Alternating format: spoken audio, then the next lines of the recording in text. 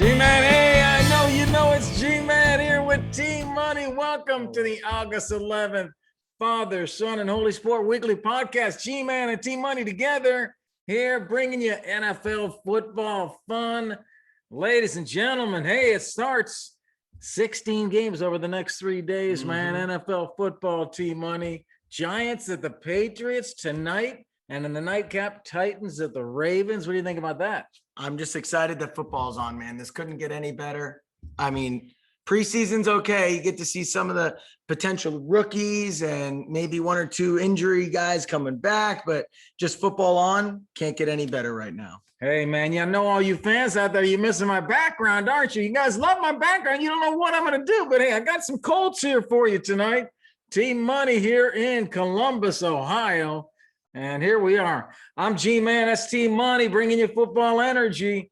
The August 11th edition of the NFL Rundown, special segment of the Father, Son, and Holy Sport Network. And brought to you by our friends at Woundwise IQ. All right, Team Money, let me start here with you. Talking about the Panthers. They got this quarterback situation going on. What do you think? We hear Baker's going to start, man. Do you think that's a smart move? 100%. Ooh. He is better than Sam Darnold in every statistical category. Sam Darnold, I don't even think is in the top 40 of most quarterback statistics over the past 3 or 4 years. And there's only 32 teams in the NFL. So I think it's time that we move on from Sam Darnold. Baker's proven he's better. He was better at the college level. He's been better at the pros. Matt Rule's trying to save his job, and they're making the right move here. He should be the starter, and they're going to be better for it. I like when you're confident and when you agree with me. I have the same feeling. I agree with you too. They did a good deal here financially. It was a good deal for them financially. They're not even paying all of his salary. Most of the salary is paid by the Browns. So they got a good financial deal. But when you add up, if you add up those 4 quarterbacks that they have, Corral and PJ Walker and Darnold and Baker, they spend $25 million for those 4 quarterbacks. That ranks 10th in the NFL. They spent a lot of money on 4 quarterbacks.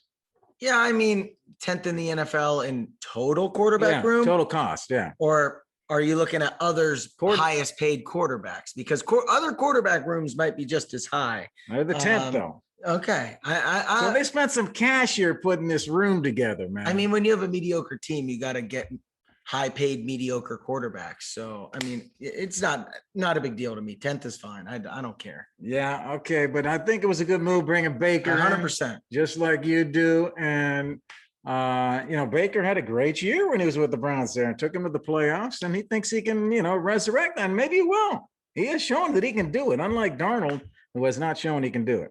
Yeah, I mean, I don't have a lot of faith in the Panthers organization itself. I hope Baker got a no franchise tag clause when he got traded there. I'd love to see him on the open market, but I mean, right now he's the best quarterback in that room, and he's the best thing to keep Matt Rule from getting fired. So, hey, I'm glad you said that, because guess what? OddsShark, the first NFL coach to be fired, guess who has the highest odds? I would assume Matt Rule. Matt Rule, plus 300. Second, Mike McCarthy. I totally disagree with that. They're never going to fire Mike McCarthy because he doesn't have the guts to do it. But third is Pete Carroll. Okay. Makes sense. Yeah. Well, Matt Rule, that new owner in there, not surprising that he's up there on that list. So let's go to another team that was, in a big quarterback controversy this offseason, but not for the reason you'd think, because it has come out that Tom Brady and the Dolphins were caught tampering. All right. Brady officially had been trying to go to the Dolphins ownership group and then be a quarterback there, fake retiring so that he could force their hand. The Dolphins have been planning this, and their owner, Mike Ross, I believe it is. Stephen Ross. Had been planning this for over a year before he even got to Tampa Bay. So tampering with the Dolphins as well. They lose a first and a third, which is pretty big draft capital, especially because next year, big quarterback class coming in. They were going to have 2 first-round picks. Brady caught in a lie. The Dolphins look like a bad organization and basically did jokingly tell Mike Flores to lose, but because it wasn't a joking matter, once again, Brian, I don't You're know stuck why on Mike's Mike in my for head. some reason. Brian Flores to tamper. like all this coming out, it's pretty big allegations. Like, what are your thoughts regarding the Dolphins, Brady, and all this? This is pretty big stuff. Yeah, 7-time Super Bowl champ. He could bring a ring to that Miami Dolphin team, man. That's why they're going after him. Don't tell me there's not other tampering going on. Come on, man. Don't tell me that. They went to research this after Brian Flores said the allegation that they paid, what was it, $100,000 per game that they would lose, and they researched that and checked it out, and they were not guilty on that. They were guilty on, let's call it the lesser charge of tampering. They kind of gave him a slap on the wrist.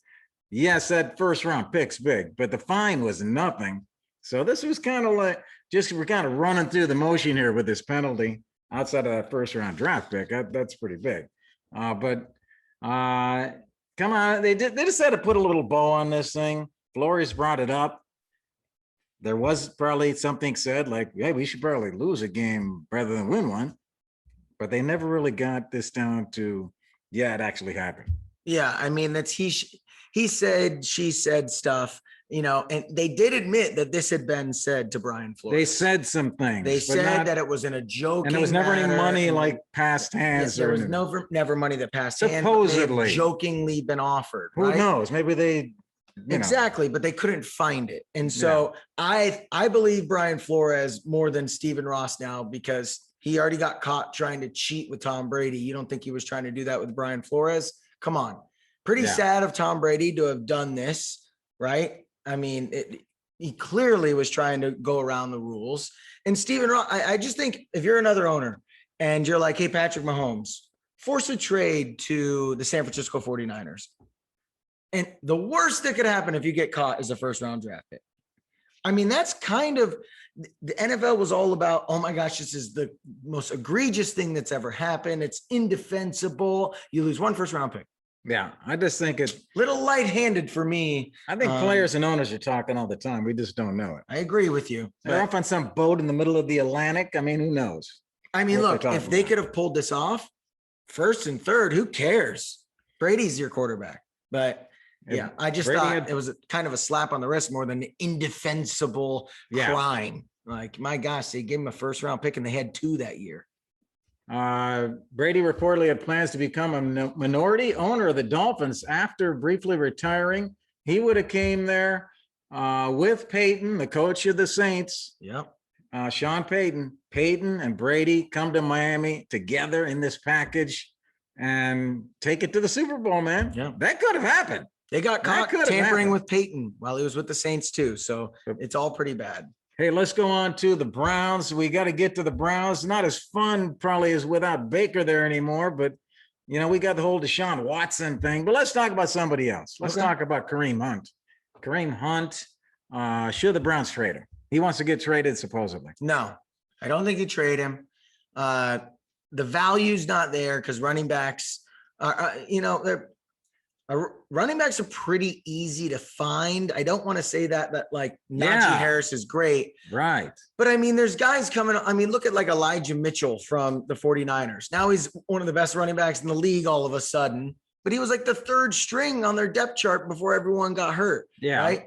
Kareem Hunt led the league in rushing. This guy's dynamic, and he's not even the own starter on his own team. So I'm saying there's a lot of running back talent out there. That's why he wants to start for somebody, because he has that potential. And I agree, he should be a starter. Kareem Hunt started in Kansas City, led the league in rushing. The guy's immensely talented. But if I'm the Browns, no. I have the best running back core in the NFL. And that's my strongest attribute of my team is my run game. That's Kevin Stefanski's philosophy. They got that depth.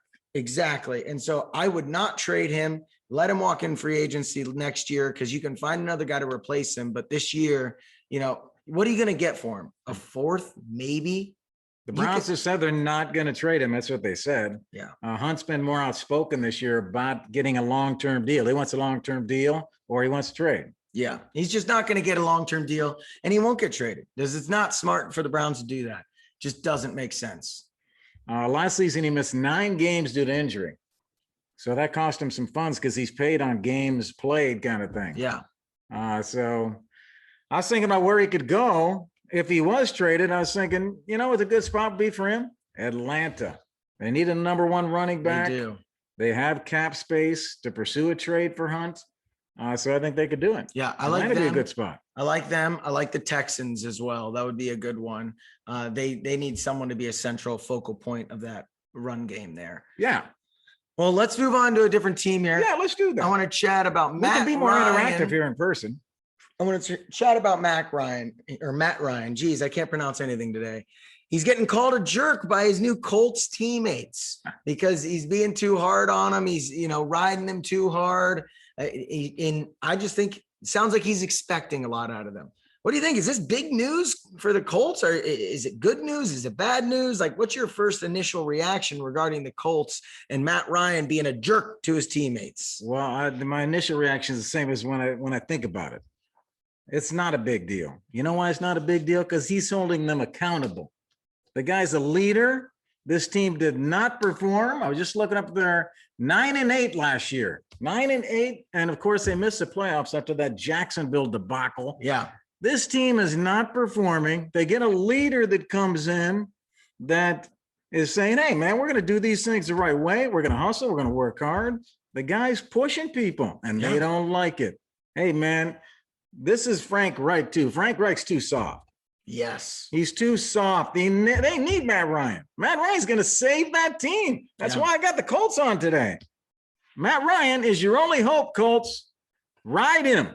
Because you got JT in the backfield. You need Matt Ryan to lead this team. And Frank, go sit on the bench and let him do it.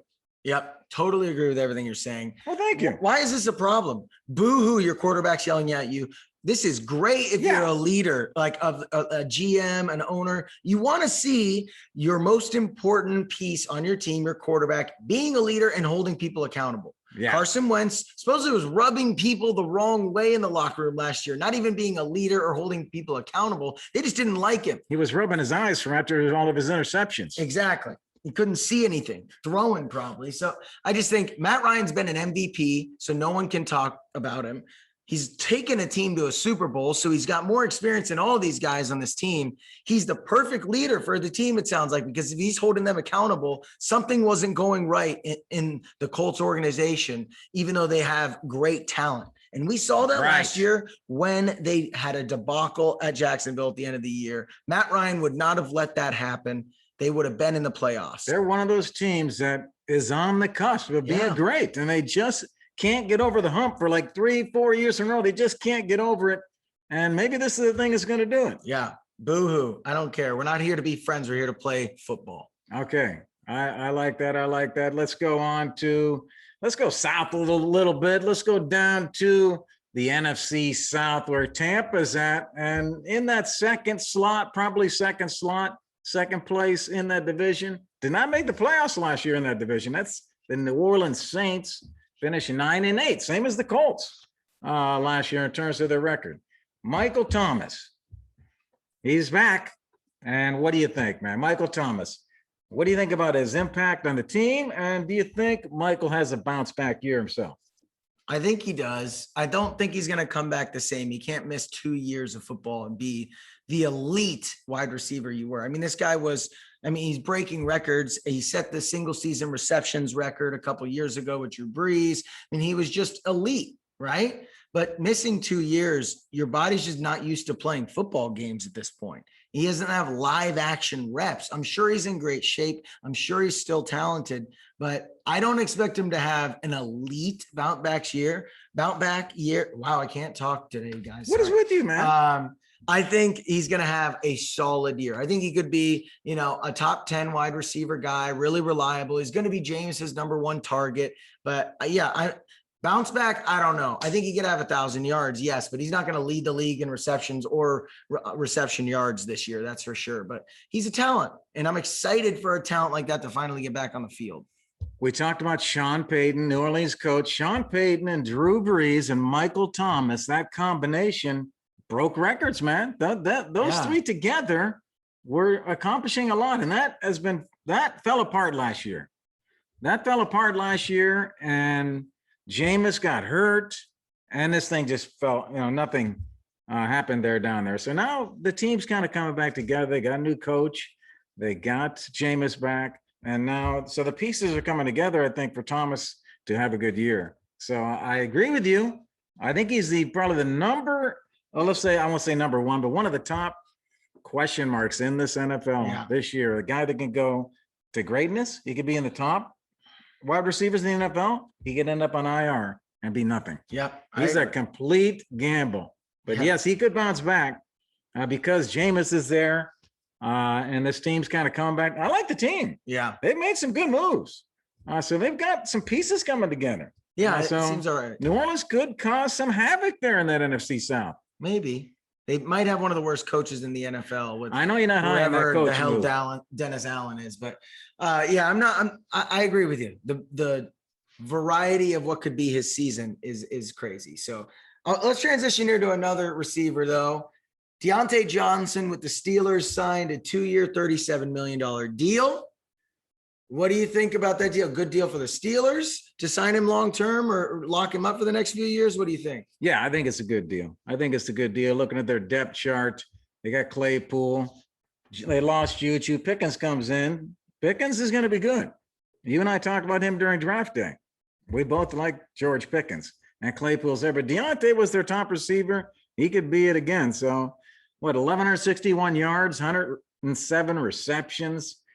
Can he do that again? I mean, hey, let's face it. Ben was not at the top of his game last year, and he did that. So can he do it with someone new? Yeah, he could do that with someone new. So I think it was a good move. They lock him down for a few years while their quarterback develops. Who else are they going to use? I mean, Claypool and Pickens, if they get rid of Deontay, who else are they going to get? Yeah. No. So I think it was a good move. What do you think?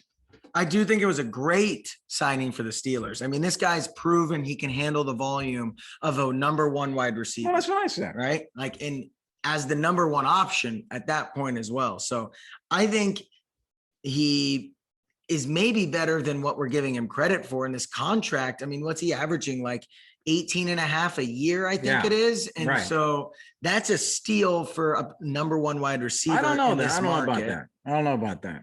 He's right. That slots him 17th. Yeah. Among the NFL receivers. I don't know if he's a top 20 guy. I just said it's a steal.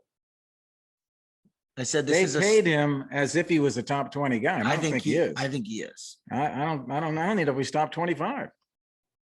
Okay. Interesting. Well, I think he's not a breakaway threat down the field. That guy's short game. Neither is Mike Evans. Mike Evans has some size, and he can get down the sideline and get a ball over the top. Deontay Johnson just did that with half a Ben Roethlisberger. So I'm just saying, like, he proved he could be a number one option on a team with a bad O-line and a mediocre quarterback. Yeah. And imagine if he was playing with someone that was a good quarterback, is my point. All right, here's my question for you. Who is the top receiver at the end of the year in Pittsburgh? Deontay Johnson. Is it Deontay, Chase Claypool, or George Pickens? Deontay Johnson, clearly. Not even close. I'm just wondering what you thought there. Not even close. I don't know. Okay. So that'll be interesting. All right. Relatively small receiver, 5'10", 183 out of Toledo. Now, I just saw today he has a hip flexor injury. Did you see that? They just announced that today. Hip injury for Deontay Johnson, drafted in the 3rd round, has had 3 great seasons. Yeah. And now he got some money. Okay. Hey, final surprise questions for you. You know, we got the games tonight. Giants are at the Patriots, and then we got the Titans at the Ravens. So those 4 teams, Giants at Patriots, Titans at Ravens. Which one do you think is the biggest threat this year? Who's going to go the furthest out of those 4 teams? The Ravens. Definitely the Ravens. Huh? Definitely. The Patriots won't make the playoffs. The Giants will be a laughing stock. The Titans, I think, might not make the playoffs, with that division is so bad. If the Colts take a leap, they're not going to make the playoffs. So the Ravens will probably win the division over the Bengals. I love the Bengals, but I think the Ravens are better. What? And I think, man, you folded on my boys here. Cincinnati, I know. I love them too. It's my team, but I think the Ravens have a top 5 quarterback in the league with Lamar Jackson. So and that defense and the O-line and that run game, I think they could easily be in the AFC Championship this year. They're a talented team. So yeah, 3 of those are in the AFC. Yeah, Ravens could come out of that group. You're right. Ravens over Titans, Patriots, Giants in the NFC. They're not going to probably Patriots go anywhere, although I wish they would. Patriots will make the playoffs. No, I'll bet you a beer right now. Well, you're right. Miami could be tough, couldn't they? Could 3 teams come out of the AFC East? No, because 3 are going to come out of the AFC West. Hey, let's move on. Hey, we hope you loved the NFL Rundown. My man, Team Money here, special segment here of the Father, Son, and Holy Sport Network. Team Money and me. If you're interested in being a guest, come on, join us here on the set. How do you like our set, our new background, our border? We're looking good, man. We're coming after you. Check out Father, Son, and Holy Sport.com. You can find all of our shows, some merchandise. Check us out, our new website. On behalf of Team Money, I'm G-Man. We'll see you next week for the next NFL Rundown. Peace. And hey, G-Man and Team Money here, bringing to you live here from Columbus, Ohio. We got Team Money in town here for the Chug and Chant, a special segment of the Father, Son, and Holy Sport Network. Hey, y'all do us a favor, press that like and subscribe for us. We appreciate your support. And it's time to go to Randy. I don't know, he's somewhere in some house in the middle of nowhere. Let's go to Randy for the Randy Chug and Chant. Hey, welcome into this week's Chug and Chant. It's cousin Randy coming to you live from the Midwest, baby. And I'm back, but I'm in a nice little vacation outfit because someone else is going to be vacationing soon too. You ready for my chug? Because then it's the chant.